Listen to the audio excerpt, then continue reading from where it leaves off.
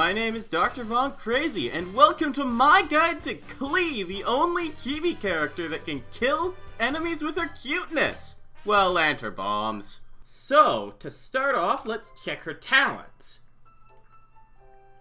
Her normal attack, Kaboom, throws 3 bombs in a pretty slow firing rate. The third one deals more damage, and then you have to wait a bit before you can start attacking again. Jumpy Dumpty throws a bomb that bounces 3 times and then explodes into a bunch of smaller bombs, each of them dealing minuscule damage. However, both Jumpy Dumpty and her normal attack have a chance with Pounding Surprise, a 50% chance to gain an explosive spark. This spark is consumed by her next charge attack instead of stamina, and it buffs her charged attack by 50%. An excellent damage increase. And her charged attack has the highest damage of all of her moves, so it's quite an excellent move. Basically, Klee gameplay boils down to attack with Jumpy Dumpty, get a spark, fire off a charged attack, repeat until you've used both charges of Jumpy Dumpty, and then you start using triple throw bombs, and then getting a spark, throwing a charged attack at the enemy. For Elemental Burst, Sparks and Splash is not nearly as useful, however. It deals a lot of damage, but it just doesn't fit in with the rest of her kit. She just grabs a bomb out of her bag, disassembles it, makes a spark, it shoots other sparks out of it, or something, that each deal a pretty small amount of damage, but the sheer number of them just deals way more damage than you think it will, really. It can be safely ignored when leveling up talents, however. As for artifacts, the Crimson Witch and the Gladiator's Finale are the traditional artifacts. The new Himanawa's Reminiscence set is also very possibly the best in slot for her, however I haven't bothered to build her with it yet. If you like, you can use a 4-piece set of Crimson Witch of Flames to get the increased overload, burning, etc. damage. However, it's probably not that useful. She doesn't do a very good job of triggering elemental reactions herself. That's usually the rest of the party's job. For weapons, Lost Prayer to the Sacred Winds is your absolute best in slot, and I am very lucky to have it. For other weapons, Sacrificial Fragments works pretty well because, well, you've got a long 20-second cooldown on your Jumpy Dumpty, and it hits like 20 times, so you'll usually trigger Sac Fragments. Solar Pearl, when the game came out, looked like it was absolutely designed specifically for Klee. It's not the best weapon on her, admittedly, but it is very strong. If you are the kind of person who buys battle passes and you have Klee, this is worth getting.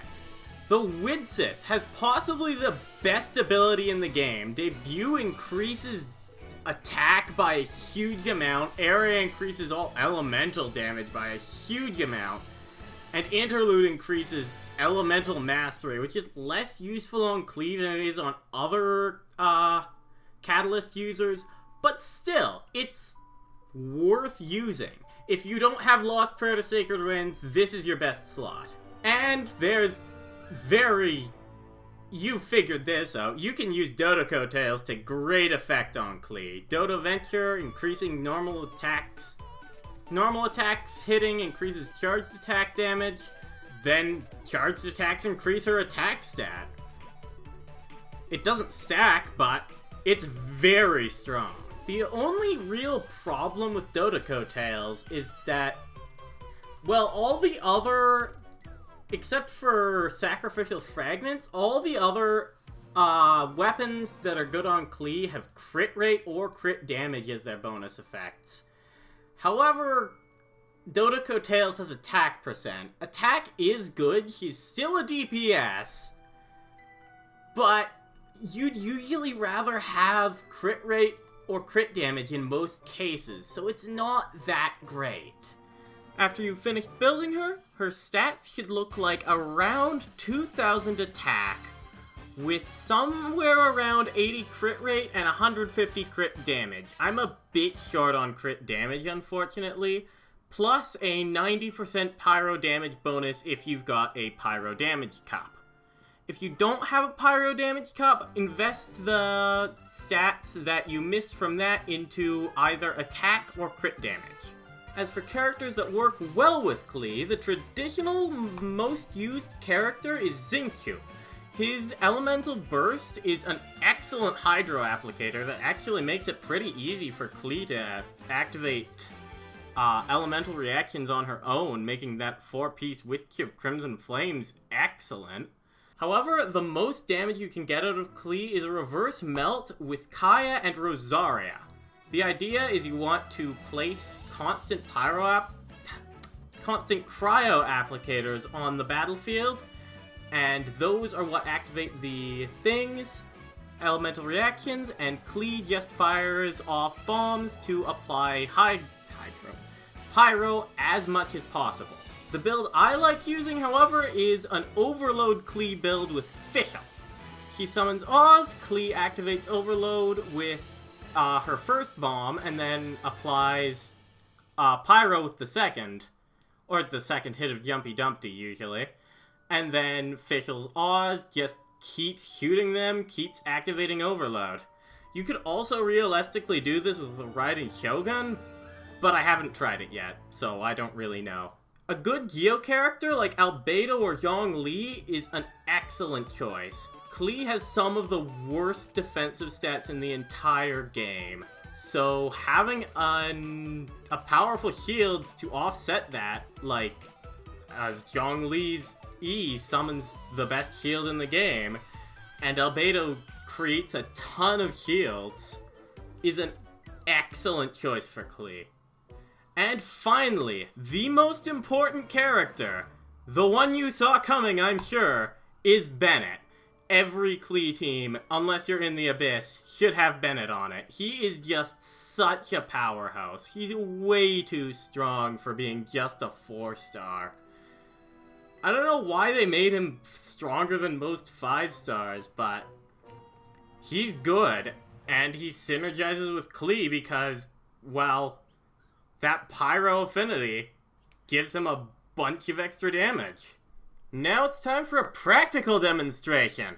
I think it's a law in Teyvat that you have to show off your Cryo Regicide kill for any pyro DPS, so that's the first one I'm taking on. I didn't actually bring a full Bennett bar into this fight, so I had to charge him up while doing this, so it still went okay even with that. Only took me like a few seconds. But you didn't just come here to see me instantly kill a Cryo Regicide. You came to see some tough battles. So I brought the Thunder manifestation into this. Now we've got a battle. I switched out Fischl for Zhongli because Electro is less than useful against the Electro creature that's made of Electro. It just doesn't do much. I'd rather just have it be already Electro. And I switched her out for Zhongli because his shield is really useful in this fight. And the fact that I've also got Albedo means I'm not going to lose shields very often. So, yeah, let's just kill this thing. I've talked everything. Get one more shield off Zhongli. Get a few more energy from Bennett. And just finish it off with a few more bombs. There we are. Next up, let's one-cycle Devolent. Yeah, I'm gonna skip to the good part. Now that he's finally coming somewhere I can hit him, I'm just gonna throw some bombs at him. Go to the other arm since I'm scared of that wind laser. Knock him down. And I'm going to put Bennett on him, summon a bird and just throw bombs at him until he dies.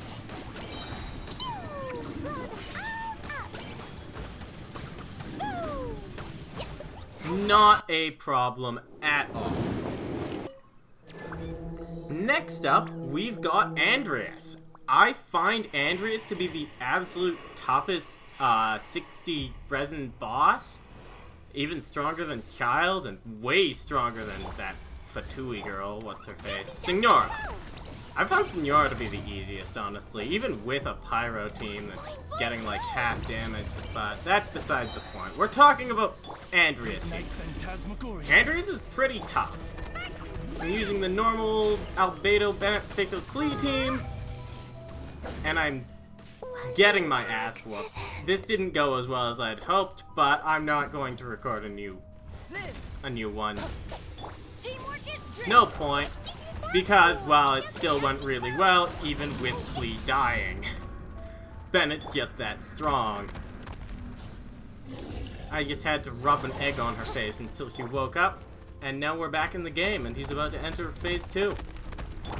Those bombs that get summoned from Jumpy Dumpty, I like to try and run Andreas into those, but it doesn't always go well. I don't think I got any that time. But getting a few of those to hit Andreas can be a nice chunk of damage. Even if each one doesn't do that much, he usually gets hit by 6 or 7. Now, we're actually in phase 2. I like to set up by using Albedo's flower, because it lasts for 30 seconds, which is basically forever. And I just, yeah, bombs. No problem.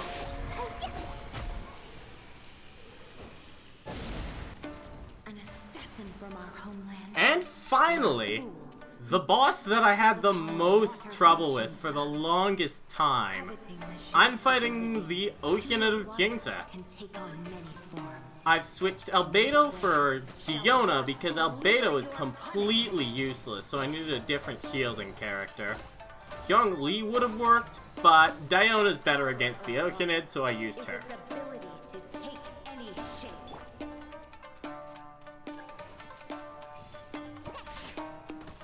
Just freeze the whatever the water illusions as they show up. Hope that Diona's shield is enough to take damage, but it's not quite enough. So I have Klee to not die. And also Diona has healing on her Q as well. Plus she's C6, so she gets Elemental Mastery. The power of water is its ability to take any shape.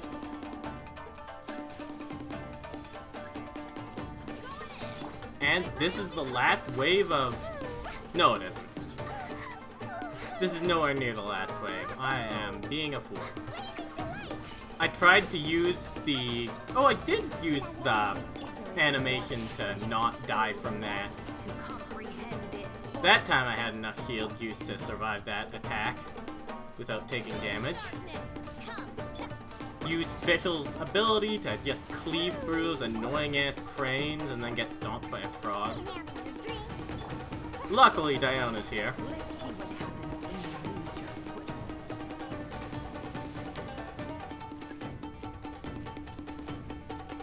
I don't know why I didn't heal Klee up in the healing circle. I guess I just wasn't thinking. The power of water is its ability to take any shape.